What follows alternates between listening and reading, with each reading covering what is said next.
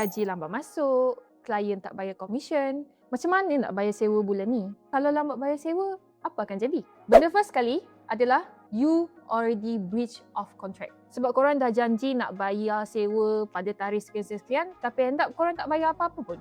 After breach of contract, korang kena aware yang owner boleh hantar letter of demand ke atas tunggakan sewa yang korang tak bayar tu. Tapi kalau korang masih tak bayar after dapat the LOD lah, landlord mungkin akan terus proceed ke termination notice. Maksudnya, korang akan terus dihalau keluar lah. Sekali korang tak bayar, maybe lah korang boleh minta ihsan dengan owner tu sendiri. Tapi kalau dah banyak kali, even I as a owner pun, I akan take action. And you need to be aware pasal benda tu. So, sebelum korang nak sewa rumah, tolong pastikan bajet korang tu sesuai dengan rumah yang korang nak sewa tu.